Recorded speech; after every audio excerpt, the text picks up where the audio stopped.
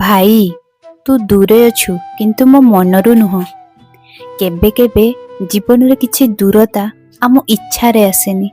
ପରିସ୍ଥିତି ଆମକୁ ସେଇ ଲୋକମାନଙ୍କ ଠାରୁ ଦୂରକୁ ନେଇଯାଏ ଯେଉଁମାନେ ଆମ ପାଇଁ ସବୁଠାରୁ ନିଜର। ଆଜି ରାକ୍ଷୀ, ଚାରିଆଡ଼େ ରାକ୍ଷୀର ରଙ୍ଗ, ମିଠାର ସୁଗନ୍ଧ, ଭାଇ ଭଉଣୀଙ୍କର ହସ। କେହି ଭାଇ ତା ଭଉଣୀ ପାଇଁ ରାକ୍ଷୀ କିଣୁଛି, ଆଉ କେହି ଭଉଣୀ ତା ଭାଇ ପାଇଁ ମିଠା ରଖୁଛି। ଆଜି ମୁଁ କେବଳ ଗୋଟିଏ ଲୋକକୁ ମନେ ପକାଉଛି, ସେ ହେଉଛି ମୋ ଭାଇ। ଭାଇ, ଆଜି ତୁ ମୋ ପାଖରେ ନାହୁଁ। ତୋ ହାତରେ ରାକ୍ଷୀ ବାନ୍ଧିବା ପାଇଁ ମୁଁ ତୋ ପାଖକୁ ଯାଇପାରୁନି। ତୋ ମୁହଁ ମୁଁ ଦେଖିପାରୁନି, ହାପି ରାକ୍ଷୀ କହିପାରୁନି। ଆଉ ସବୁଠାରୁ ବେଶୀ ଆଜି ତୋ ସହିତ ବସି ସେଇ ପୁରୁଣା କଥା ଗୁଡ଼ିକ କହିପାରୁନି। କିନ୍ତୁ ଜାଣିଛୁ, ଆଜି ତୋତେ ବହୁତ ମିସ୍ କରୁଛି। ତାଠାରୁ ବେଶୀ ମୋତେ ଆମର ପୁରୁଣା ଦିନ ଗୁଡ଼ିକ ବହୁତ ମନେ ପଡ଼ୁଛି। ମନେ ଅଛି ଭାଇ, ଆମେ ଛୋଟ ଥିଲାବେଳେ କେତେ ଛୋଟ ଛୋଟ କଥାରେ ଝଗଡ଼ା ଲାଗୁଥିଲୁ। ମୋ ଜିନିଷ ତୁ ନେଇଗଲେ ମୁଁ ରାଗୁଥିଲି, ତୁ ମୋତେ ଚିଡ଼ଉଥିଲୁ।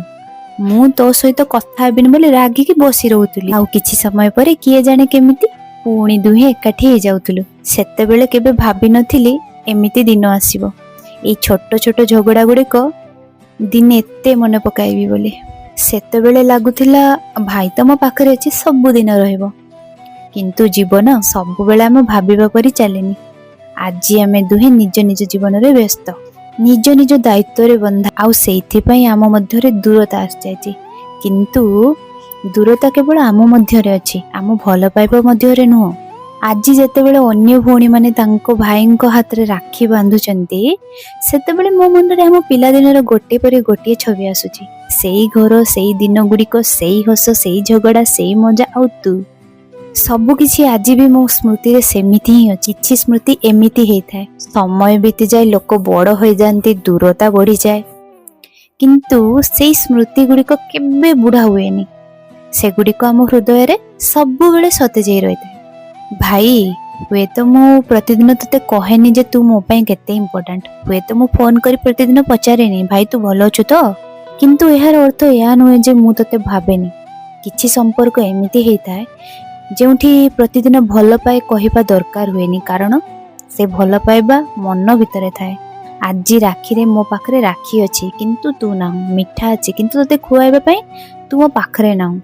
ମୋ ହାତରେ ରାକ୍ଷୀ ଅଛି କିନ୍ତୁ ତୋ ହାତଟା ଆଜି ମୋ ଆଗରେ ନାହିଁ। ସତ କହିବି ଭାଇ, ଆଜି ମୋତେ ଲାଗୁଛି ରାକ୍ଷୀର ଅର୍ଥ କେବଳ ଗୋଟିଏ ହାତରେ ସୂତା ବାନ୍ଧିବା ନୁହଁ। ରାକ୍ଷୀ ହେଉଛି ଗୋଟେ ସମ୍ପର୍କକୁ ସାରା ଜୀବନ ମନେ ରଖିବା। ଦୂରରେ ଥିଲେ ବି ପରସ୍ପର ପାଇଁ ପ୍ରାର୍ଥନା କରିବା, କମ୍ କଥା ହେଲେ ବି ମନରେ ଜାଗା ସବୁବେଳେ ସେଇ ରହିବା। ଭାଇ, ମୁଁ ଜାଣିନି ଆମେ ପୁଣି କେବେ ଏକାଠି ସେଇ ପୁରୁଣା ଦିନ ପରି ହସିବା, କିନ୍ତୁ ଗୋଟେ କଥା ମୁଁ ନିଶ୍ଚୟ ଜାଣେ, ଜୀବନ ଆମକୁ ଯେତେ ଦୂରକୁ ନେଇଯାଉ, ତୁ ମୋ ପାଇଁ ସବୁବେଳେ ମୋ ଭାଇ ହୋଇ ରହିବୁ। ସମୟ ବଦଳିଯିବ, ଆମ ଜୀବନ ବଦଳିଯିବ, ହୁଏତ ଆମର ଦେଖାହବା କମିଯିବ, କିନ୍ତୁ ଆମ ପିଲାଦିନର ସେଇ ସମ୍ପର୍କ କେବେ ବଦଳିବ ନାହିଁ। ଆଜି ମୁଁ ତୋ ପାଖରେ ନାହିଁ, ତୋ ହାତରେ ରାକ୍ଷୀ ବାନ୍ଧି, କିନ୍ତୁ ମୋ ମନରେ ତୋ ପାଇଁ ଗୋଟିଏ ପ୍ରାର୍ଥନା ଅଛି, ତୁ ସବୁବେଳେ ଖୁସିରେ ରହ। ତୋ ଜୀବନରେ କେବେ କୌଣସି ଅସୁବିଧା ନ ଆସୁ। ଆଉ ଯଦି କେବେ ଜୀବନରେ ତୁ ଏକୁଟିଆ ଅନୁଭବ କରୁ, ତେବେ ମନେ ପକାଇବୁ ତୋର ଗୋଟେ ଭଉଣୀ ଅଛି ଯିଏ ଦୂରରେ ଥିଲେ ବି ସବୁବେଳେ ତୋ ସହିତ ଅଛି। ଆଜି ତତେ ବହୁତ ମିସ୍ କରୁଛି ଭାଇ। ସେଇ ପୁରୁଣା ଦିନ ଗୁଡ଼ିକ ମିସ୍ କରୁଛି, ଆମ ଝଗଡ଼ା ମିସ୍ କରୁଛି, ଆମ ହସ ମିସ୍ କରୁଛି, ଆଉ ସବୁଠାରୁ ବେଶୀ ତତେ ମିସ୍ କରୁଛି। ହାପି ରାକ୍ଷୀ ଭାଇ, ହାପି ରାକ୍ଷୀ ଭାଇ। ଆଜି ହାତରେ ରାକ୍ଷୀ ବାନ୍ଧି ପାରିଲିନି, କିନ୍ତୁ ମୋ ହୃଦୟରେ ତୋ ପାଇଁ ଯୋଉ ଭଲ ପାଇବା ଅଛି ସେଇଟା କେବେ ଖୋଲିବ ନାହିଁ।